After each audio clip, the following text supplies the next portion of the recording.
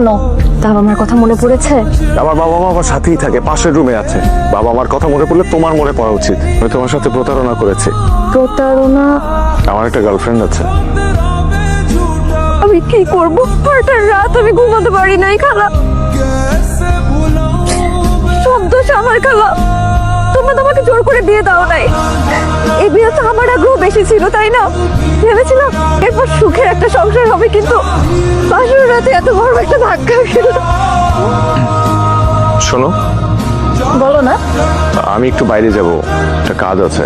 ঠিক আছে। জিজ্ঞেস করলে না কি কাজে যাব? জানি তো, জেবিনের সাথে দেখা করতে চাচ্ছ। নিশ্চয়ই এই টি শার্টটা পরে যাবে না? একটা শার্ট পরে যাও। শার্ট আয়রন করা আছে? আমি আয়রন করে দিচ্ছি। সবকিছু চেয়েছিল, তোমাকে কল দিলাম, সরি বললাম, তারপর আটকাতে পারলাম না। তুমি তো মেয়েকে টাচ করছো? কসম, একটা টাচও করি নাই। ওই মেয়েকে দেখতে সুন্দর আছে, সুন্দর আছে। আমার থেকে বেশি সুন্দর? তোমার থেকে মোটামুটি সুন্দর আছে। ও, তার মানে তুমি ইচ্ছা করে এই মেয়েকে বিয়ে করছো আমাকে ভুলে যায়? না, ওকে, আমিও দেখে নিব তুমি কিভাবে এই মেয়ের সাথে সংসার করো। আমি দেখে নিব। কোনো সমস্যা হয়েছে মা? সমস্যা তো একটা আছেই আপা, সেটা এই রকম মা, সকালবেলা কোথায় গিয়েছিলি তুই নতুন বউ ফেলে? চা খেতে গিয়েছিলাম। চা খেলে মানে বাড়িতে কি চা বানানোর লোক নাই নাকি চা পাতা নাই, কোনটা?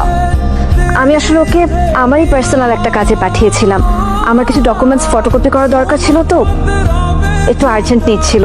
ওর কোনো দোষ নেই। পাগলামি করছো কেন তুমি? খুব রাত কয়টা বাজে যে আমি... আচ্ছা ঠিক আছে, আমি একটু সময় দাও, না হলে একটু ঝামেলা হয়েছে। জেমিন একটু পর সুইসাইড করবে। সুইসাইড কিভাবে করবে? বারান্দা থেকে লাফ দিয়ে পড়ে যাবে বলছে। তো তোমার এখনই যাওয়া উচিত, ওকে রেস্কিউ করা উচিত। বাবা মা? আমি বুঝিয়ে বলবো, আমি বলবো আমার কোনো পার্সোনাল কাজ। জেমিন আমি আসছি, এখনই আসছি। আস্তে কথা বলো, এটা আমার বাসা। আর আমি পাগলামি করবো না। না, তুমি বিয়ে করে একটা মেয়ের সাথে একই সাথে সংসার করবা, একই ছাদের নিচে থাকবা, এই সব কিছু আমার মেনে নিতে হবে না? আমি পারবো না। হ্যালো, একটু ঝামেলা হয়ে গেছে। আমার একটু জেবিনের এখানে থাকতে হবে। ওর ওখানে থাকি মানে? না না, বাসায় না, বাসার বাইরে। জেবিনের বাসার সামনে প্রতিদিন আমার দাঁড়ায় থাকতে হবে। যা ইচ্ছা হয় করো। তুই আমাকে একটাবার জানাসনি কেন? আমি আসলে চাইনি ব্যাপারটা জানাজানি হোক। জানলে তো বাবা জায়দের উপর অনেক রাগারাগি করবে। ফ্যামিলি সবাই জানতে পারলেও সবার কাছে জায়দ ছোট হয়ে যাবে। তাই বলে তুই এত বড় একটা কথা নিজের মধ্যে এভাবে চেপে রেখে কষ্ট পাবি?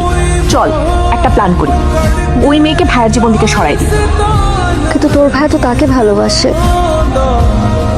কি দরকার একটা মানুষ থেকে তার ভালোবাসার মানুষকে ছিনিয়ে নেবার?